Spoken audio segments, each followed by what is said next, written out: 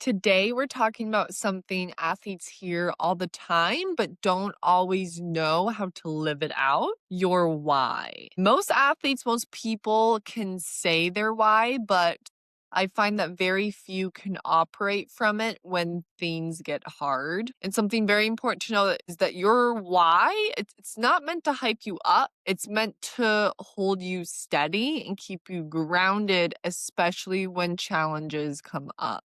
So today I want to break down the three simple but very powerful questions that I walk my athletes through. One, what is my why?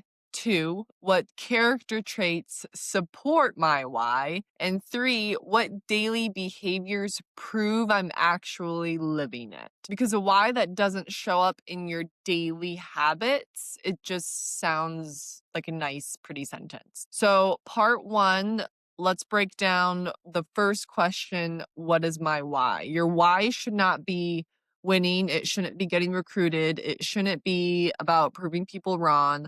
Those are all outcomes. And a lot of that is not necessarily in your control. The true why is very purpose driven, not result driven. It answers the question, who do I want to really impact through the way I compete? So for some athletes, that might be to inspire others, to honor the gifts that they've been given, to lead by example, to bring others closer to God, to compete with joy and freedom. But the key is that your why, it should still matter even on your worst day. You should still see it being played out even on your worst game days. And if your why completely disappears when you lose, then that tells you it was rooted in outcomes and results. It was very conditional. We want your why to be unconditional. It's going to stay consistent across all kinds of games and days that you have. So the part two then asks, what character traits support my why? Your why is supported by who you choose to be, not necessarily how you perform.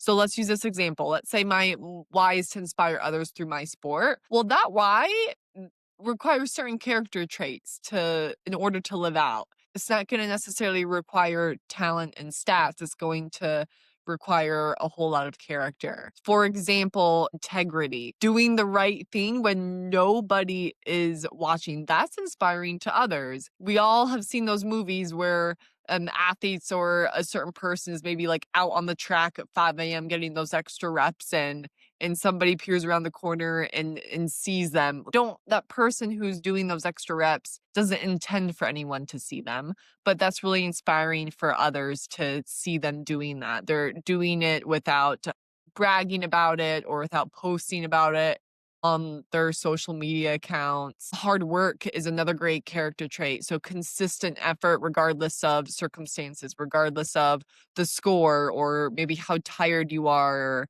a bad bus ride on the way to the game. They're consistently working hard. That's inspiring. Optimism, that's another great character trait that helps this person live out that why to inspire others. Choosing to find the positive, especially when things are hard. They're choosing to continue to believe that good outcomes can happen and trusting the process even when that adversity hits. And this is where a lot of athletes can get stuck. They want their why to show up in those huge big moments, but they don't necessarily define the character traits that is required in the smaller ones and the daily actions. Athletes, if you're listening to this, ask yourself, who do I need to be when I'm tired? When you're living out who do I need to be when I'm frustrated, when I'm living out my why? Who do I need to be when I'm not the star and still living out my why? The answers to those questions will give you a lot more structure of exactly what to do. And part three, this is arguably the most important piece. This asks, what daily behaviors help me to live out my why? So your why, it's not proven in those big moments like we just talked about in the championships. It's proven on the very ordinary days. So using the same example, let's say the why is to inspire others through their sport. Character traits involved are integrity, hard work, optimism. So now we ask, well, what does that day look like? So daily behaviors might include finding the good even after a mistake, making a hustle play that doesn't necessarily show up on the stat sheet. I know my ball players can get really annoyed because game changer and baseball stats are so big. And then when they make this like awesome diving catch or save, maybe they don't get credit for it. Maybe it still gets written down as an error. So it doesn't necessarily look the best on the stat sheet, but they did end up making a great play or a great attempt. More examples: encouraging teammates consistently, especially if you aren't doing very well. A lot of times I see athletes, if they aren't playing well, then they shut down and they aren't being a very supportive teammate of others who are doing well. More examples: doing the things that nobody else wants to do. I tell my athletes all the time to be the person to go shag the ball that's a mile away that nobody else wants to go get. Showing up early, staying locked in, finishing strong, especially through maybe the end of practice if you're doing a lot of conditioning. So I highly suggest to everybody, whether you're an athlete or just a person waking up and going to your job, write out the daily behaviors, write out very specific examples that you can do to help you live out your why.